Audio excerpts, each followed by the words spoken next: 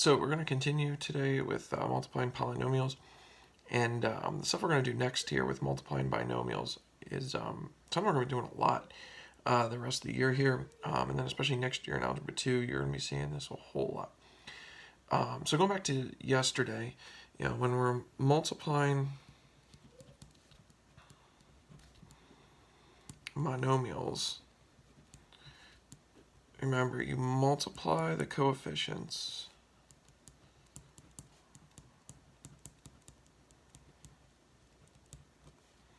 and you add the exponents. All right, so some big things, x times x, that's going to result in x squared. X times x squared, that's going to result in x cubed. Again, we're adding the exponents here. X times x, is really x to the first times x to the first. We just don't write those ones. You get x squared. 1, 2 is 3. That's really all we're going to be doing a whole lot of here. So what we're going to get into today, well, I guess go back to yesterday real quick here. We had stuff like this. We're doing like x times like x plus 5. So we did x times x, that gave us x squared. X times 5 was 5x. And there's no like terms here or anything. It's x squared and 5x. We can't combine those because now we're adding. They have to be like terms to add those up. So what we're going to get into today is a binomial times a binomial. So let's go with x plus 4 times x plus 3. So this turns into a big distributive property problem. First up, we got to distribute the x to both terms in that second binomial. So x times x is going to give me x squared. X times 3 is going to give me 3x. Next up, 4 times x is 4x. 4 times 3 is 12. So with these, when you get done then, you have 3x, positive 3x plus 4x is going to be 7x. So you have to do a little bit of simplifying here, unlike yesterday. So you end up with x squared plus 7x plus 12. All right, think a big distributive property problem. We did a binomial times a binomial. 2 terms times 2 terms gave us 4 terms. We did have some like terms here. So we could combine those, and we got a trinomial to finish.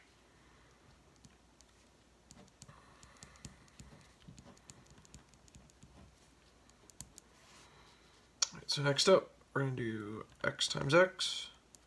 Same kind of deal here. X times x gives me x squared. X times 1 gives me a 1x. If you want to put the 1 there, that's fine. Distribute the 7. 7 times x is 7x. 7 times 1 is 7. Simplify your like terms. So final answer, x squared, you got 1x plus 7x is going to be 8x plus 7. And that's it. That's your final answer. Okay, that's what I'm going to want to see. The only time you really got to start to be careful with these is when you get some subtraction signs. So let's say you start with something like this. You get x plus 5, but then your other one's x minus 8. All right, we got to treat that like a negative 8 as we go through this. So you're going to start off with x times x is x squared.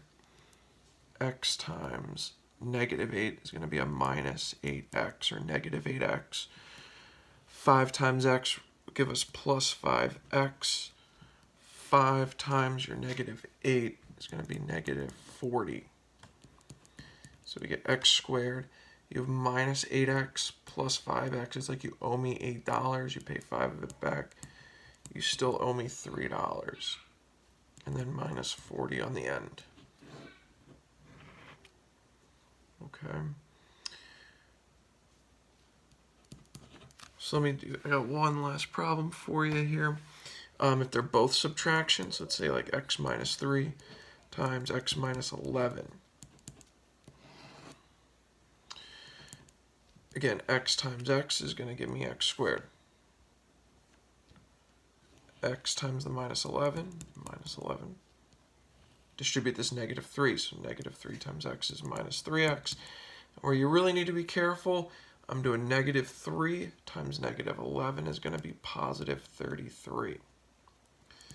So we end up with x squared minus 14x. Again, this is like you owe me $11. You go and borrow another 3 and now owe me 14. Plus 33 on the end. All right, so again, in that first step, step 1, you're doing distributive property.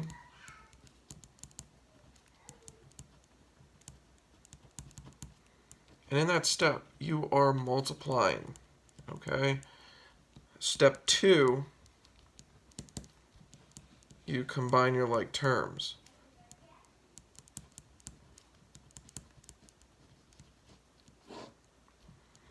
Which is where you add or subtract coefficients of terms with the same exponents on the variables.